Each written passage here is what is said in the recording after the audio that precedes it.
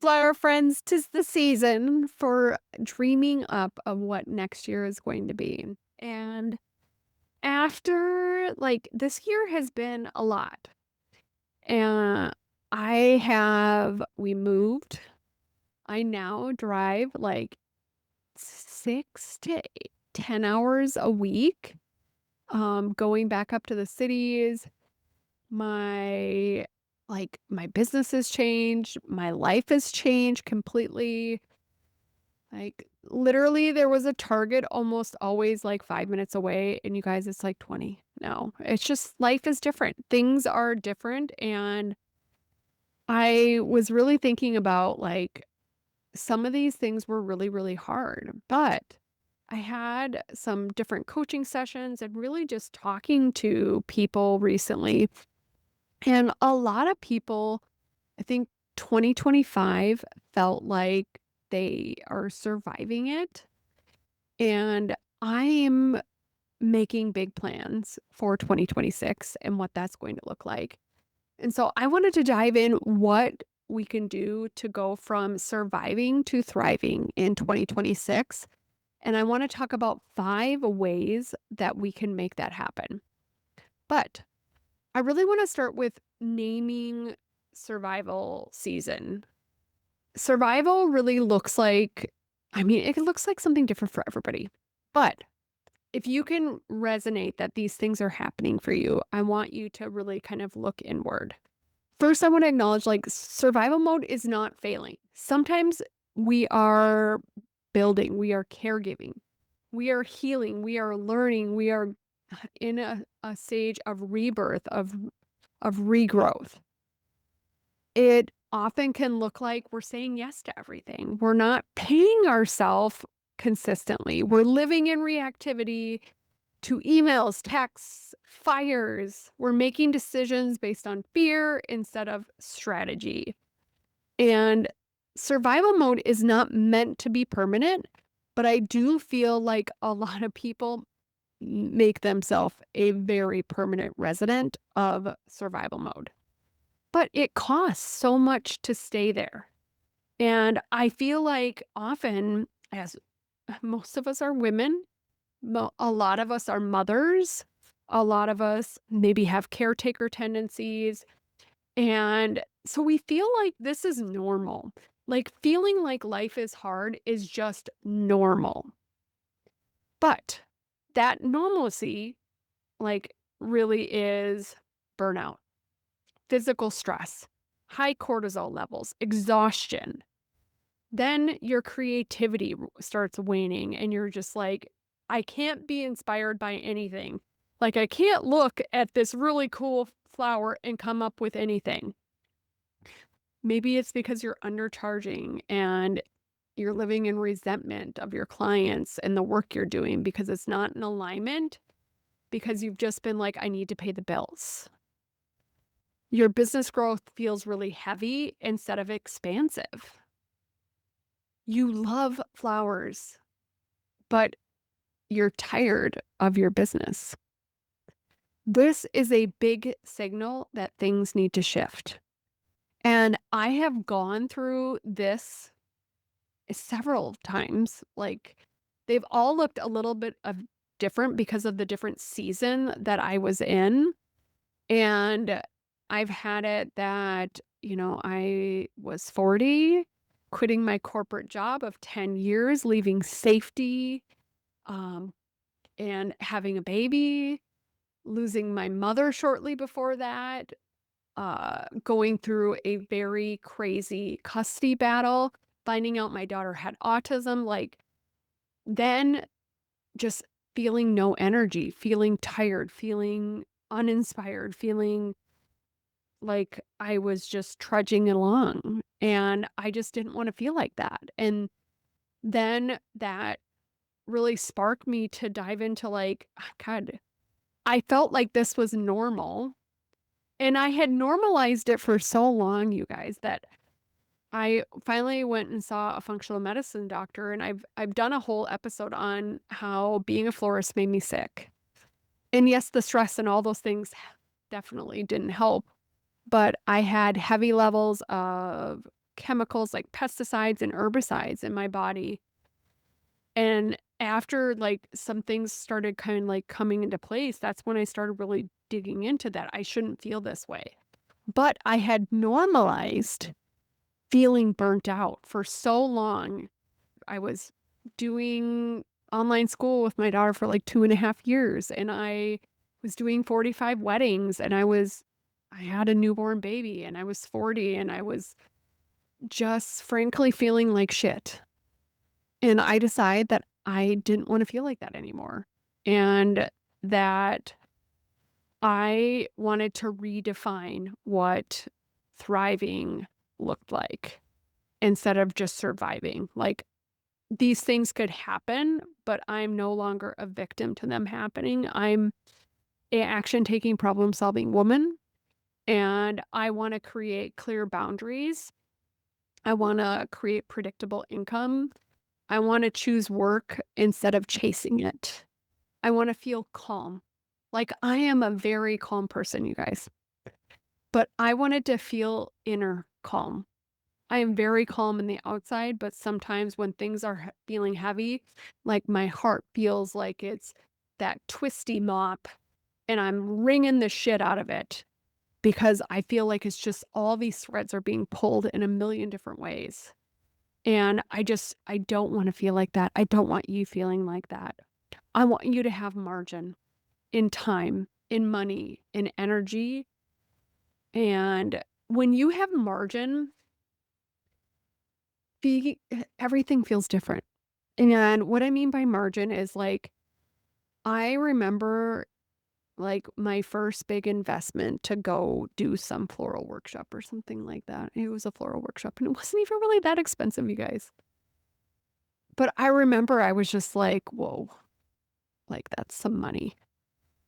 And like I I remember like getting a bill for something and being like, God, how am I gonna figure this out? And now like, it was even funny because this last week I know I talked about it last week, but I think my little mini horse Apple could be pregnant, and I had the vet out because I really wanted to try to see if I could figure it out because I'm a person who loves to actually understand what's going on. And plus ChatGPT says they think she's pregnant, so it must be real, you guys, if ChatGPT is 95% sure. And I literally like the vet was just like, "Okay, well, if you really wanna try to be certain, there's a blood test and there's 3 possibilities of answers, maybe yes or no. It takes like over a week and, it's probably like 70% accurate, but it is $150." And then she paused, and I'm like, "Okay, yeah, let's do it." And like, she paused because a lot of people don't have that margin of money. She's like, "Hey, can I come over?" And, like, she made an appointment. I'm like, "Yep," because I have margin for time, you guys. I have margin for energy because I'm not living in this survival mode anymore. But what was really interesting is I went to breakfast with my daughter's dad's family, which, yes, it is weird. My daughter doesn't see her dad, but we have a couple people in her family that 2 of them that I really like, and the other ones, like, are just her family, and I just roll with it, but I always go with her, and, they're asking because I haven't seen them since we bought the farm, and they're asking how things were, and I just noticed this default in me explaining how crazy things were and how busy things were and how complicated and just all these things. And when I left and we were driving the 15 minutes back, I really thought about like, why? Like, why can't I talk about how things feel good and how, like, why does busy have a badge of honor with it and mean that you're doing something and mean that your life has more purpose? And I think a lot of us live in that we're supposed to be running around like freaking crack addicts on caffeine and with no sleep and no self-care and that's normal. And I'm done with that. You should be done with that. You deserve to take care of yourself. You deserve so much more than you are probably giving yourself credit for.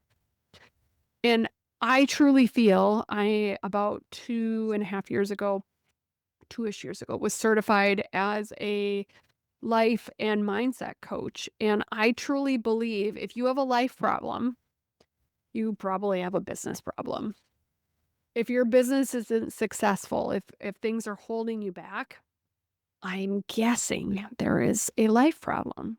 And that's why I'm so passionate about being a life and business coach because you if your business is feeling hard and you're like emotionally exhausted because of your personal life, you're physically exhausted because of your personal life, you have no space in your brain because of your personal life. How are you realistically going to grow a business? Like, how is that going to happen? If everything feels hard, how is that going to happen? If you're running around busy, in scarcity mode, in reactivity, doing everything, everything is going to feel hard. And then how are you going to have any space? I always like when I'm talking to someone and they really want all of these big things, but then they have all of these big things in their personal life. I'm like, you have this plate, you have this spaghetti on your plate. The noodles are spilling off your plate, you guys.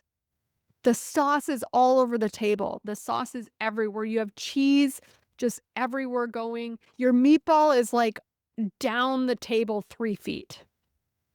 How are you going to have any room on your plate for a business? Because your plate is already full. It's actually overflowing. So you need to get the biggest freaking fork out and you need to wind some of that spaghetti off your plate. You have to create space or things have to be running in harmony that things aren't spilling off. And so that's really the shift. Like, how can your life be in alignment to support growing a business? And if your life is in survival, then there's really like how is your business going to be thriving if your fundamental like nervous system is just in this fight or flight all the time? You deserve better than that. Your business deserves better than that. And really some big shifts could move you. For one, sometimes I have done this, you guys. You are literally the sum of the 5 people that you hang out with the most. I have had friendships that have just dissipated because I didn't think COVID was a conspiracy, you guys, against small businesses in America. I didn't have time to watch somebody fight up the hill on every single thing and just want to keep themselves small. Like I just I couldn't hear about how the world was on fire and how they were adding gasoline to it every day. It's exhausting. Even with my mother, I went through years and years of not having a relationship with her, not speaking to her because like it drug me down so much that I couldn't. And those are really hard things. Sometimes like ripping the band-aid off of creating a better life is just hard. But I had a actually a group of planners that specialize in cultural weddings and you guys they drive me fucking crazy. And I literally just was like, you know what? I just can't. I can't every time it's something crazy and I don't have time for that anymore. I don't want to have my cortisol levels sky high because these people don't know how to run a business. Their craziness, they're not my monkeys, not my circus, not my job to help them. I have a choice. I'm the CEO in my business. So I'm going to choose peace. I'm going to choose to simplify. I am going to say no because, of course, they always want a deal as well to low margin work. I I want things to feel better. And starting with that really is deciding 2026 can be different, but only if you decide. A new year, you guys, does not create change. Decisions do. If you don't intentionally design 2026, it will default to survival mode if that's what you are running in. Thriving requires reflection. What worked, what didn't? Clarity. What stays, what goes? Planning, money, time, energy. Plan your shit. If you do not have your week planned by Sunday night, you have, in my opinion, probably lost the week. Win your week by planning. Support, mentorship, community, accountability. The Floral CEO Mastermind is a game changer if you are looking for guidance that's actually going to be impactful in supporting the things that are most likely holding you back, which is accountability, a plan, staying consistent, and clarity, reflection. We're in January, like taking a deep dive. We are going to have several different, like a reflection. Let's look at 2025 and see what worked, what didn't work, like where things are really at. So you have some guidance going into, and you're not just guessing, I want to make X amount of dollars. What is that based off of? How are we backing into that? Are we spending the time on the right things? And if that is a big step for you to be like, I just don't know about diving into something like that, we are having a goal planning party on January 5th at 1 p.m. Central Standard Time. Go into the show notes and sign up or go comment on any of my Instagram posts with the word goal. I want to get together with you guys and really start dreaming of a business that's in alignment with your life, that helps make your financial goals, that feels creatively inspiring. Like whatever's important to you, let's dive into it. You're going to get a goal planning worksheet. We're going to just like meet on Zoom and hang out and really plan.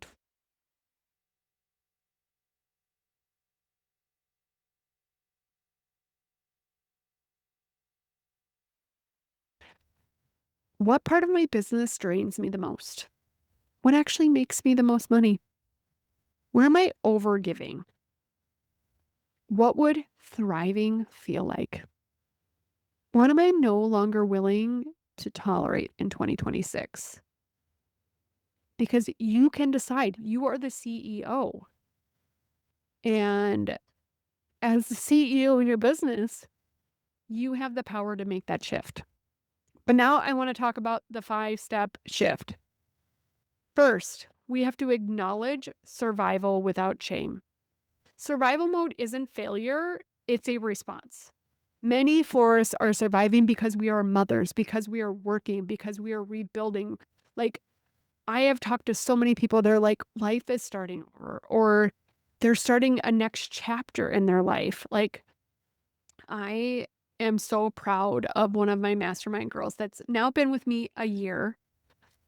I'm so proud of the stuff that she has accomplished. Like, she has worked so hard while she's working full time and while she's like growing flowers and doing all these things. Like, we need to honor what got us here, but like still push forward. We deserve thriving. We need to identify what's keeping us stuck, is step number 2. If you are not charging enough because you feel like you just need work, low margin work is keeping you stuck.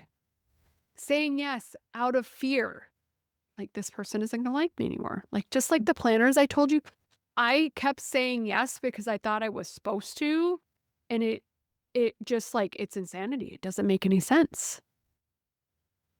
You might be stuck because you have no clear systems. The Floral CEO Mastermind, we will teach you systems. If you are not paying yourself consistently, that is keeping you stuck.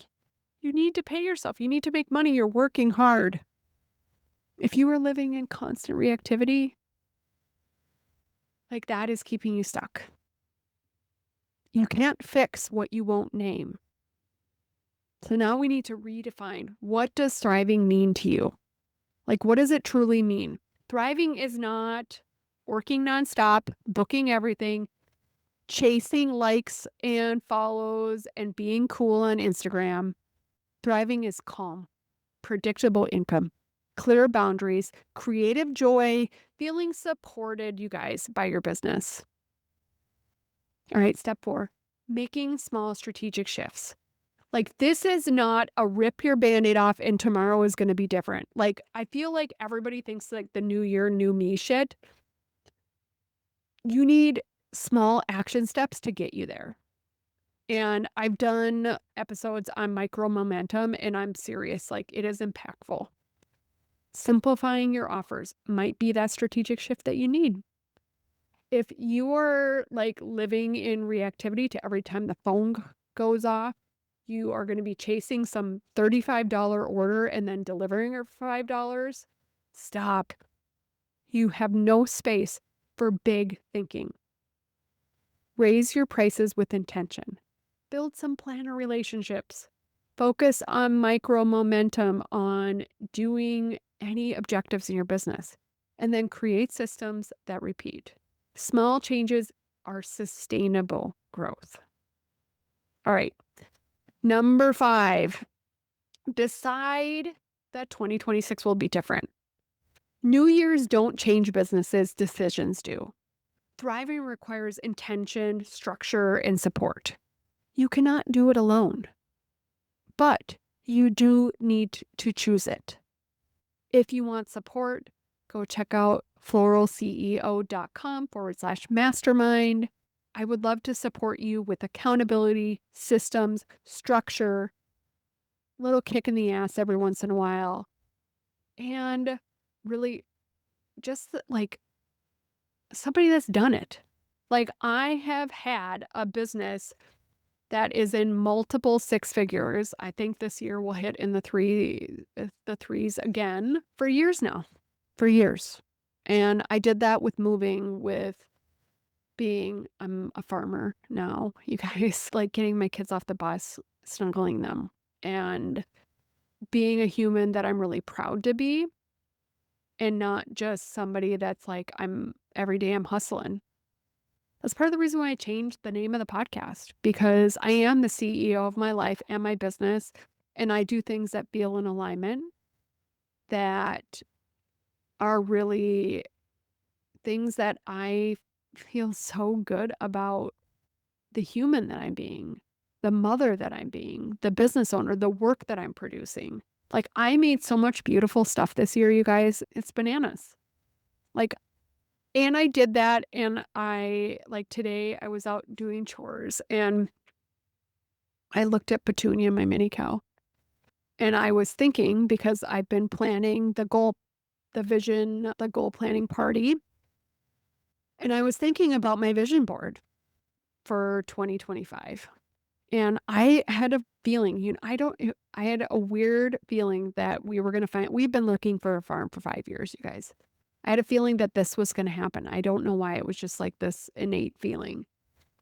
And I had a Highland cow. It wasn't black and white, you guys. It was a brown, fuzzy one. But I had a Highland cow on there. I had a mini donkey on it. I had a beautiful barn, and I had a windmill and my motorcycle, all these things that I just love. And like so many of these things, you guys, came true. Putting intention behind the life you want to live, it works. And I know on Monday I did an episode on manifestation without the woo, and really putting intention behind your life and going, this is what I want. Saying it, this is what I want. Putting it on paper, this is what I want. That will change your life. It just will. And I know that seems really like simple, but like it makes it more real that you've actually said it. You've said it to somebody else, and that person can help you hold you accountable for that. Maybe it's even your brain just wrapping around, what do I actually want? What do I actually want? That is all possible. I am so excited for what's next. I'm so excited for the whole goal planning party on January 5th. Please go check out the link in the show notes. It's going to be so fun.